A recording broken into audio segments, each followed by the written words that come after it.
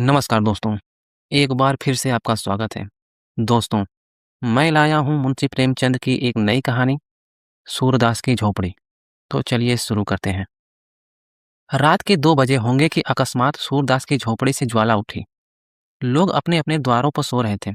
निद्रावस्था में भी उपचेतना जागती ही रहती है। दम के दम में सैकड़ों आदमी जमा हो गए। आसमान पर लाली छाई हुई थी। ज्वालाएं लपक-लपक कर आकाश की ओर दौड़ने लगीं। कभी उनका आकार किसी मंदिर के स्वर्ण कलश का सा हो जाता था, कभी वे वायु के झोंकों से यूं कंपित होने लगती थीं, मानो जल में चांद का प्रतिबिंब है। आग बुझाने का प्रयत्न किया जा रहा था, पर झोंपड़े की आग ईर्ष्या की आग की भांति कभी नहीं बुझती। कोई पानी ला रहा था, कोई यूं ही शोर मचा रहा था, किंतु अधिकांश लोग चुपचाप खड़े नैराश्यपूर्ण दृष्टि से अग्निदाह को देख रहे थे, मानो किसी मित्र की चिताग्नि है। सहसा सूरदास दौड़ा हुआ आया और चुपचाप ज्वाला के प्रकाश में खड़ा हो गया। बजरंगी ने पूछा, यह कैसी लगी सूर्य? चूल्हे में तो आग नहीं छोड़ दी थी। सूरदास, झोपड़े में जाने का कोई रास्ता ही नहीं है। बजरंगी, अब तो अंदर बाहर सब एक हो गया है, दीवारें जल रही हैं। सूरदास, किसी तरह नहीं जा सकता। बजरंगी, कैसे जाओगे? देखते नहीं हो यहाँ तक लपटें आ रही हैं। जगधर, सूर्य, क्या आज चूल्हा ठंडा नहीं किया था? नायक राम, चूल्हा ठंडा किया होता तो दुश्मनों का कलेजा कैसे ठंडा होता? जगधर, पंडा जी, मेरा लड़का काम ना आए अगर मुझे कुछ भी मालूम हो। तुम मुझ पर नाहक सुबह करते हो। नायक राम, मैं जानता हूँ जिसने लगाई है, बिगाड़ न दूँ तो कहना। ठाकुर दीन, तुम क्या बिगाड़ोगे? भगवान आप ही बिगाड़ देंगे। इसी तरह जब मेरे घर में चोरी हुई थी तो सब स्वाहा हो गया। जगधर, जिसके मन में इतनी खुटाई हो, भगवान उसका सत्यानाश कर दे। सूरदास, अब तो लपट नहीं आती। बजरंगी, हाँ, फूस जल गया, अब धर्म जल रही है। सूरदास, अब तो अंदर जा सकता हूँ? नायक राम, अंदर तो जा सकते हो पर बाहर नहीं निकल सकते। अब चलो आराम से सो रहो, जो होना था हो गया, पछताने से क्या होगा? सूरदास, हाँ, सो रहूंगा, जल्दी क्या है? थोड़ी देर में रही सही आग भी बुझ गई। कुशल यह हुई कि और किसी के घर में आग न लगी। सब लोग इस दुर्घटना पर आलोचनाएं करते हुए विदा हुए। सन्नाटा छा गया, किंतु सूरदास अब भी वहीं बैठा हुआ था। उसे झोपड़े के जल जाने का दुख न था, बर्तन आदि के जल जाने का भी दुख न था। दुख था उस पोटली का, जो उसकी उम्र भर की कमाई थी, जो उसके जीवन की सारी आशाओं का आधार थी, जो उसकी सारी यातनाओं और रचनाओं का निष्कर्ष थी। इस छोटी सी पोटली में उसका, उसके पितरों का और उसके नामलेवा का उद्धार संचित था। यही उसके लोक और परलोक, उसकी दीन दुनिया का आशा दीपक थी। उसने सोचा, पोटली के साथ रुपए थोड़े ही जल गए होंगे। अगर रुपए पिघल भी गए होंगे तो चांदी कहाँ जाएगी? क्या जानता था कि आज यह विपत्ति आने वाली है? नहीं तो यहीं न सोता। पहले तो कोई झोपड़ी के पास आता ही न, और अगर आग लगाता भी तो पोटली को पहले ही निकाल लेता। सच तो यूँ है कि मुझे यहाँ रुपए रखने ही न चाहिए थे, पर रखता कहाँ? मोहल्ले में ऐसा कौन है जिसे रखने को देता? हाय! पूरे 500 रुपए थे, कुछ पैसे ऊपर हो गए थे। क्या इसी दिन के लिए पैसे-पैसे बटोर रहा था? खा लिया होता तो कुछ तस्कीन होती। क्या सोचता था और क्या हुआ? गया जाकर पितरों को पिंडा देने का इरादा किया था। अब उनसे कैसे गला छूटेगा? सोचता था कहीं मिठुआ की सगाई ठहर जाए तो कर डालूं। बहू घर में आ जाए तो एक रोटी खाने को मिले। अपने हाथों ठोंक-ठोंक कर खाते एक जुग बीत गया। बड़ी भूल हुई। चाहिए था कि जैसे-जैसे हाथ में रुपए आते एक-एक काम पूरा करता जाता। बहुत पाँव फैलाने का यही फल है। उस समय तक राख ठंडी हो चुकी थी। सूरदास अटकल से द्वार की ओर झोंपड़े में घुसा, पर 2-3 पग के बाद एकाएक पाँव भूबल में पड़ गया। ऊपर राख थी लेकिन नीचे आग। तुरंत पाँव खींच लिया और अपनी लकड़ी से राख को उलटने-पलटने लगा, जिससे नीचे की आग भी जल्द राख हो जाए। आध घंटे में उसने सारी राख नीचे से ऊपर कर दी और तब फिर डरते-डरते राख में पैर रखा। राख गर्म थी पर असहा न थी। उसने उसी जगह की सीध में राख को टटोलना शुरू किया जहाँ छप्पर में पोटली रखी थी। उसका दिल धड़क रहा था। उसे विश्वास था कि रुपया मिले या न मिले, पर चांदी तो कहीं गई ही नहीं। सहसा वह उछल पड़ा। कोई भारी चीज हाथ लगी, उठा लिया, पर टटोलकर देखा तो मालूम हुआ ईंट का टुकड़ा है। फिर टटोलने लगा जैसे कोई आदमी पानी में मछलियां टटोले। कोई चीज हाथ न लगी। तब तो उसने नैराश्य की उतावली और अधीरता के साथ सारी राख छान डाली। एक एक मुट्ठी राख हाथ में लेकर देखी। लोटा मिला, तवा मिला, किंतु पोटली न मिली। उसका वह पैर जो अब तक सीढ़ी पर था फिसल गया और अब वह अथाह गहराई में जा पड़ा। उसके मुख से सहसा एक चीख निकल आई। वह वहीं राख पर बैठ गया और बिलख-बिलख कर रोने लगा। यह फूस की राख न थी, उसकी अभिलाषाओं की राख थी। अपनी बेबसी का इतना दुःख उसे कभी न हुआ था। तड़का हो गया। सूरदास अब राख के ढेर को बटोरकर एक जगह कर रहा था। आशा से ज्यादा दीर्घजीवी और कोई वस्तु नहीं होती। उसी समय जगधर आकर बोला, सूर्य, सच कहना, तुम्हें मुझ पर तो शुभा नहीं है। सूर्य को शुभा तो था, पर उसने उसने इसे छिपाकर कहा, तुम्हारे ऊपर क्यों शुभा करूंगा? तुमसे मेरी कौन सी अदावत थी? जगधर, मोहल्ले वाले तुम्हें भड़काएंगे, पर मैं भगवान से कहता हूँ, मैं इस बारे में कुछ नहीं जानता। सूरदास, अब तो जो कुछ होना था हो चुका, कौन जाने किसी ने लगा दी या किसी की चीलम से उड़कर लग गई। यह भी तो हो सकता है कि चूल्हे में आग रह गई हो, बिना जाने मुझे किस पर शुभा करूं? जगधर, इसी से तुम्हें चिता दिया कि कहीं सुबह में मैं भी न मारा जाऊं। सूरदास, तो तुम्हारी तरफ से मेरा दिल साफ है। जगधर को भैरों की बातों से यह विश्वास हो गया था कि यह उसी की शरारत है। उसने सूरदास को रुलाने की बात कही थी। उस धमकी को इस तरह पूरा किया, वह वहां से सीधे भैरों के पास गया। वह चुपचाप बैठा नारियल का हुक्का पी रहा था, पर मुख से चिंता और घबराहट झलक रही थी। जगधर को देखते ही बोला, कुछ सुना? लोग क्या बातचीत कर रहे हैं? जगधर, सब लोग तुम्हारे ऊपर शुभा करते हैं। नायक राम की धमकी तो तुमने अपने कानों से सुनी। भैरव, यहाँ ऐसी धमकियों की परवाह नहीं है। सबूत क्या है कि मैंने लगाई? जगधर, सच कहो, तुम ही ने लगाई? भैरव, हाँ, चुपके से एक दिया सलाई लगा दी। जगधर, मैं कुछ कुछ पहले ही समझ गया था, पर यह तुमने बुरा किया। झोपड़ी जलाने से क्या मिला? 2-4 दिन में फिर दूसरी झोपड़ी तैयार हो जाएगी। भैरव, कुछ हो, दिल की आग तो ठंडी हो गई। यह देखो। यह कहकर उसने एक थैली दिखाई, जिसका रंग धुएं से काला हो गया। जगधर ने उत्सुक होकर पूछा, इसमें क्या है? अरे, इसमें तो रुपये भरे हुए हैं। भैरव, यह सुभागी को बहका ले जाने का जरिमाना है। जगधर, सच बताओ, ये रुपए कहाँ मिले? भैरव, उसी झोपड़ी में, बड़े जतन से धरन की आड़ में रखे हुए थे। पाजी रोज राहगीरों को ठग ठग कर पैसे लाता था और इसी थैली में रखता था। मैंने गिने हैं, 500 से ऊपर है। न जाने कैसे इतने रुपए जमा हो गए। बच्चों को इन्हीं रुपयों की गर्मी थी। अब गर्मी निकल गई। अब देखो किस बल पर उछलते हैं।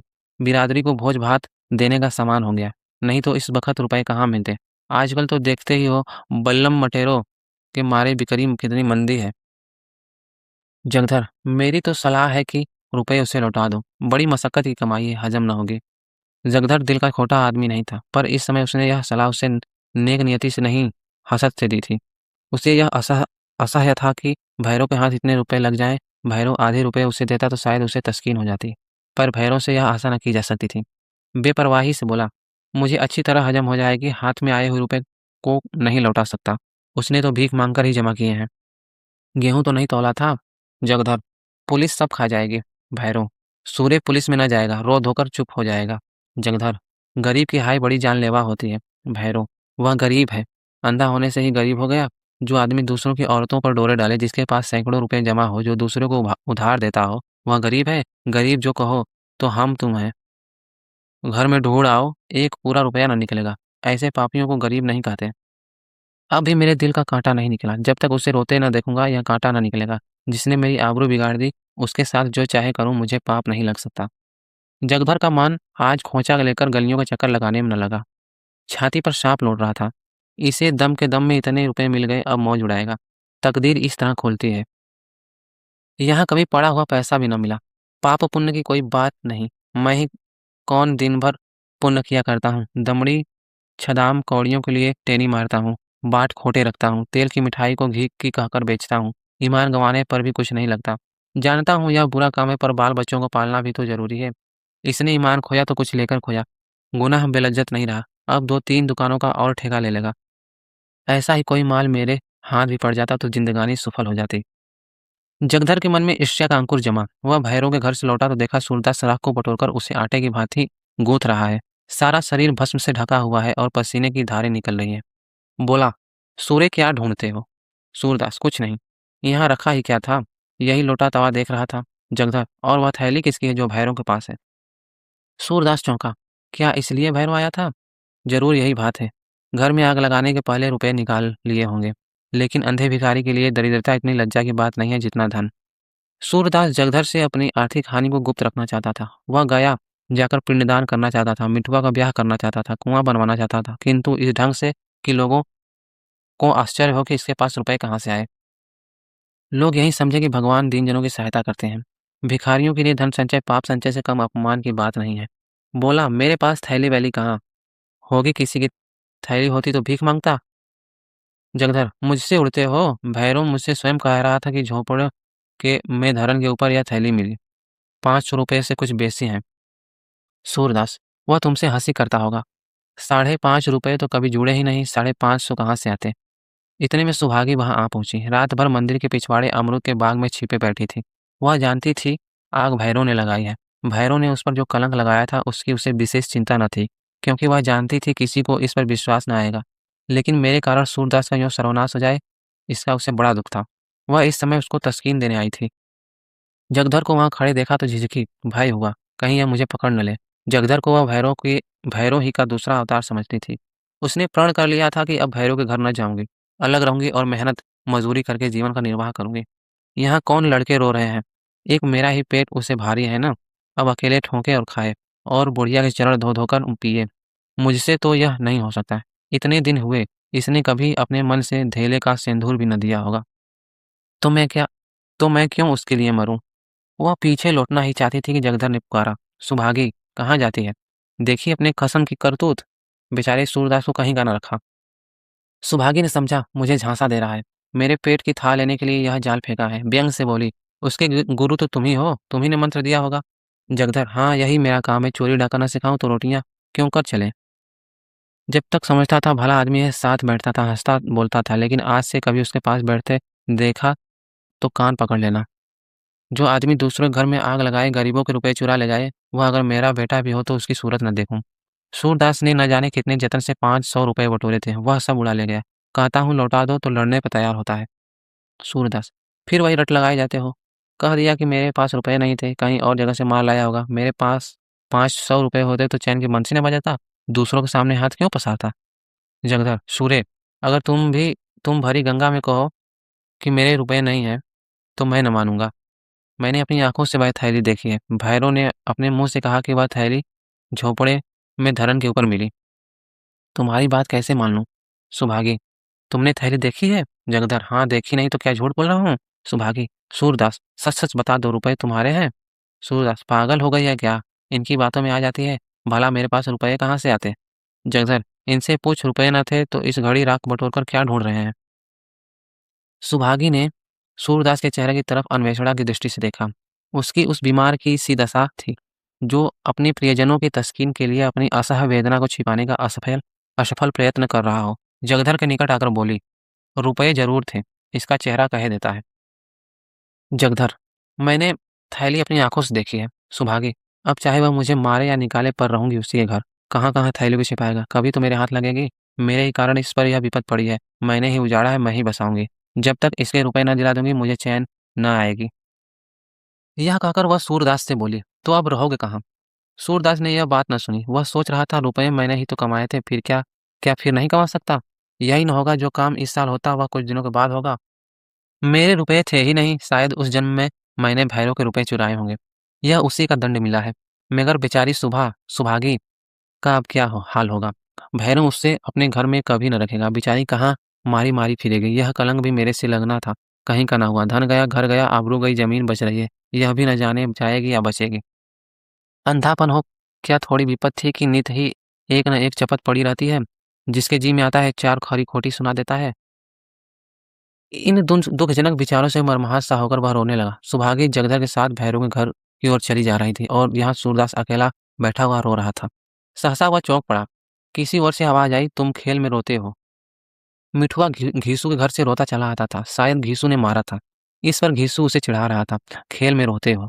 सूरदास कहाँ तो नैराश्य, ग्लानि, चिंता और क्षोभ के अपार जल में गोते खा रहा था, कहाँ यह चेतावनी सुनते ही उसे ऐसा मालूम हुआ किसी ने उसका हाथ पकड़कर किनारे पर खड़ा कर दिया। वाह, मैं तो खेल में रोता हूँ।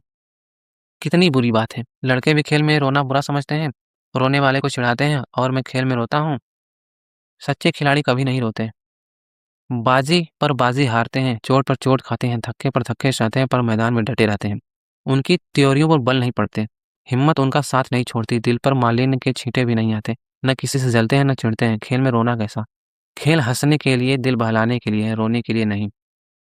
सूरदास उठ खड़ा हुआ और विजय गर्व की तरंग में राख के ढेर को दोनों हाथों से उड़ाने लगा।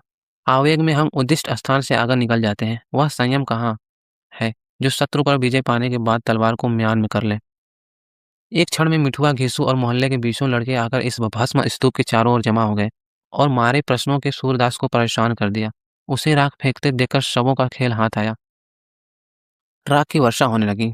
दम के दम में सारी राख बिखर गई। भूमि पर केवल काला निशान रह गया। मिठुआ ने पूछा, दादा अब हम रहेंगे कहाँ? सूरदास, दूसरा घर बनाएंगे। मिठुआ, और कोई फिर आग लगा दे? सूरदास, तो फिर बनाएंगे। मिठुआ, और फिर लगा दे? सूरदास, तो हम फिर बनाएंगे। मिठुआ, और कोई 1000 बार लगा दे? सूरदास, तो हम 1000 बार बनाएंगे। बालकों की संख्याओं से विशेष रुचि होती है। मिठुआ ने फिर पूछा, और जो कोई 100 लाख बार लगा दे? सूरदास ने उसी बालोचित सरलता से उत्तर दिया, तो हम भी 100 लाख बार बनाएंगे।